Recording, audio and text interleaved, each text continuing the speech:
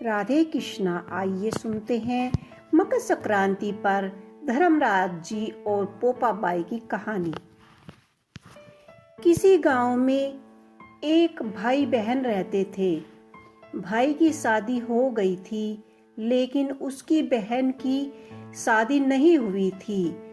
बहन का नाम पोपाबाई था। पोपाबाई हमेशा व्रत और नियम किया करती थी। एक दिन उसके भाई भाभी ने उसकी शादी के लिए कहा, तब उसने शादी के लिए मना कर दिया। उसने अपने भाई भाभी से कहा, मेरे रहने के लिए गांव से बाहर एक झोपड़ी बनवा दो, मैं उसमें ही रहकर अपना जीवन व्यतीत कर लूंगी। और उसके बाद उसने गांव के सभी लोगों से कहा कि मैं गांव वाले आप लोग अपने अपने गाय बछड़े को मेरी झोपड़ी के पास घास चरने के लिए छोड़ दिया करें। मैं सभी के गाय बछड़ों को देखभाल किया करूंगी। जो भी बचा कुचा खाना हो वह भेज देना, मैं वही खाकर अपना जीवन व्यतीत करूंगी। इसी तरह से बहुत दिन बीत गए। एक दिन उस देश का राजा शिकार खेलने के लिए जंगल में जा रहा था कि उसकी नजर उसके गांव के बाहर बनी पोपाबाई की झोपड़ी पर पड़ी। राजा झोपड़ी के पास शिकार खेलने जा रहा था। राजा झोपड़ी के पास जाकर आवाज लगाने लगा, यहाँ कौन रहता है?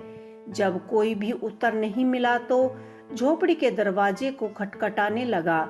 खटखटाने की आवाज सुनकर पोपाबाई ने अंदर से ही पूछा, कौन है बाहर? बाहर कौन है? बार बार दरवाजा क्यों खटखटा रहे हो? क्या काम है? तब राजा ने उत्तर दिया, मैं इस देश का राजा हूँ। मैं तुम्हारे साथ शादी करना चाहता हूँ। पोपाबाई ने कहा, अपने महल को लौट जाओ, मैं पराये पुरुषों का मुंह नहीं देखना चाहती। लेकिन राजा ने उसकी बात पर ध्यान नहीं दिया और बलपूर्वक पोपा को उठाया, अपने घोड़े पर बैठाकर महल की ओर चल पड़ा। पोपाबाई ने राजा को श्राप दिया कि हे राजा, तेरा राज्य पाट सब कुछ नष्ट हो जाएगा। महल में पहुंचकर जब राजा ने अपनी रानियों से सारी बात बताई तो पूरी बात सुनकर रानियों ने राजा से अनुरोध किया कि पोपाबाई को सही सलामत उसकी झोपड़ी में छोड़ आए। रानी के कहे अनुसार राजा पोपाबाई को उसकी झोपड़ी में छोड़ने चल पड़ते हैं। रास्ते में पोपाबाई की नदी आई, जिसमें राजा डूब गया, पाप की नदी में डूब गया। पोपाबाई मृत्यु के बाद धर्मराज के दरबार में पहुंची। वहां धर्मराज ने उसे स्वर्ग का राज दिया। किसी गांव में एक सेठ और सेठानी की मृत्यु हुई। वे दोनों मृत्यु के बाद किसी गांव के एक सेठ सेठानी की मृत्यु हुई।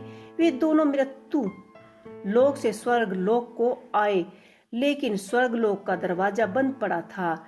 उन दोनों ने धर्मराज जी से स्वर्ग का दरवाजा खोलने के लिए कहा और विनती की।